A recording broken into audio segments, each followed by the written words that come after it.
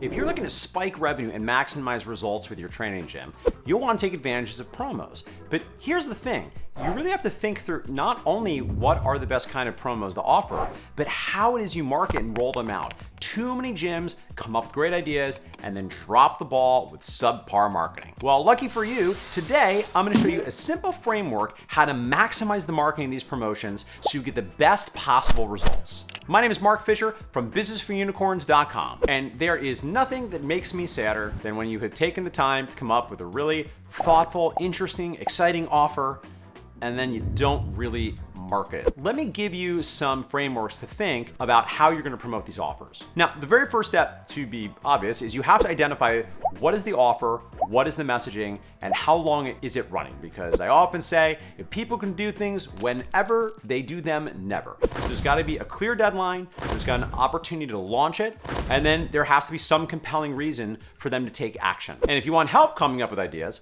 click in the description box below for my top 10 offers to grow your gym. So this is the first step. And if you are thinking strategically about what you're gonna offer, maybe you're even using a marketing calendar, congratulations, you're doing a lot of good stuff. But now we have to figure out how we're gonna market it and really get the word out effectively. So your first step here is you wanna identify all the channels you have available to you to promote whatever it is that you're messaging. Let's talk through some of the most common ways that most gyms are able to market and message a time-sensitive promo. Number one, we have your website. Now, depending on your setup and if you use a developer or not, sometimes this can cost some money and be a little work. So you don't necessarily need to do this all the time, but certainly you can update your website. So that way, if someone is interested in finding out about your promo, or maybe they have heard about it, they should have an easy way of finding it if they go to your website. Another way of marketing, which I love, which a lot of gyms do not take advantage of, is in-session announcements. Now, here's the deal. When people are at your gym, they're there to work out and they're not really looking to get marketed to,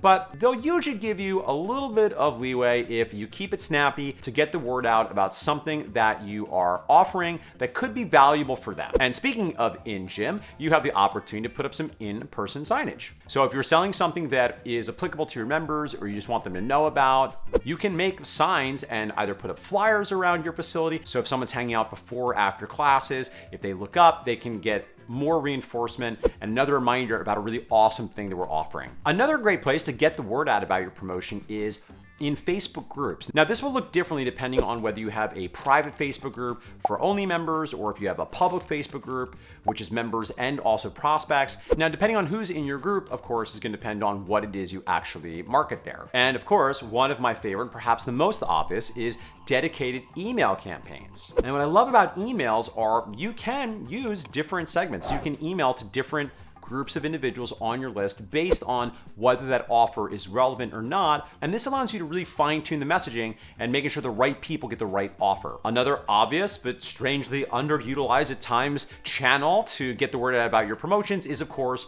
organic social media. Now, Instagram as a rule tends to be better for a lot of gyms most of the time these days, just because of the way most of our demographics use social media, but you can certainly post as well on Facebook. You could play with TikTok, possibly YouTube. And don't forget, remember, your Instagram page is like a website. So if you're gonna be promoting something, you wanna change the profile call to action and any links, or the link tree if you're using that platform to have multiple links in your profile. Now, the last two are kind of maybe sort of. One of them is text messages, and this can work well. You're getting into some legal gray areas, so I would encourage you not necessarily to blast something out to every phone number that you have. People will maybe get annoyed by that, but you could do more individualized text message outreach, either literally in an individual manner or a very specific segment of individuals that you already have a relationship with that you can be very personal with and just send them a link to a landing page, make the offer right there, or however you want to position the very clear call to action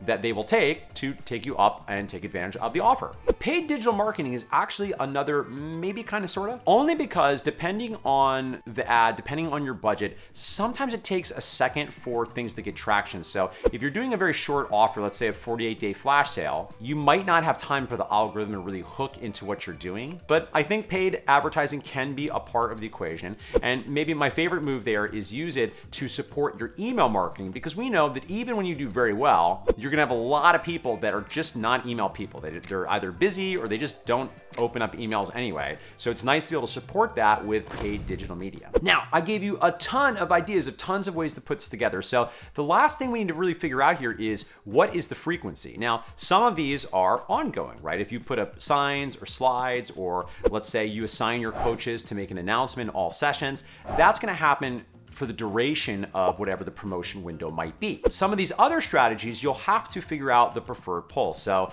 maybe if it's an 8-day long promo, you do a private Facebook group post in the beginning, in the middle, and the end. Maybe for Instagram, you do 1 or 2 stories per day, and you do 3 to 4 posts over the 8-day window. I think as a rule, most people underplay this and probably should hew more towards the upper reaches of what you feel comfortable with, because people just aren't caring that much about what you're doing. They're busy. You gotta tell them more than once. But I think this is another piece of this. And within that, another pro tip is, there's somebody said for launching, announcing, new, just released, limited time only, really blasting out the launch so all of these channels are firing. And then last chance, ends tomorrow, save X. If you're gonna do a closing of the window and a deadline, which is really important, because remember, if people can take action whenever, they take it never. Now, if you have a team, this is where it can get a little bit more fun, because you can start to assign responsibility. So for instance, presumably you're not doing all of the sessions, so you can have other people in the team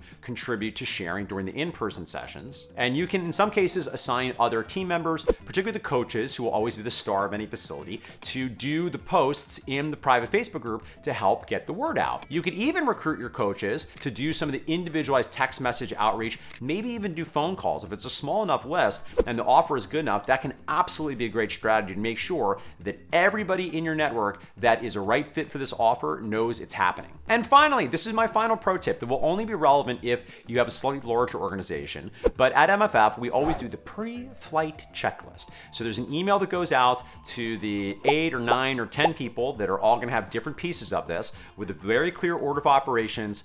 What is the messaging? Why does it matter? When does it start? When does it end? What is the offer? And then who is going to do what and when? Now, while you might not need to do a pre-flight checklist that you send out to your whole team, even if you're a one human operator, if you got maybe one full-time coach and a part-timer, you still might benefit having some sort of written out SOP so you run this play properly every time. Because remember, there's nothing that will make the unicorns cry more than when you have a great offer, but nobody knew about it. All right, friends, if you're finding value in these videos, it means so much to me if you hit subscribe, because I too want to get the word out about what I'm doing and how I'm trying to help gym owners just like you. And if you're interested in learning more about what we do at Business for Unicorns, and you're particularly interested about learning about our exclusive and awesome group for training gym owners just like you, go ahead, click the link below and learn more about the Unicorn Society. That's all for today. I'll catch you next time, where I will share more actionable tips, psychological frameworks, and philosophy.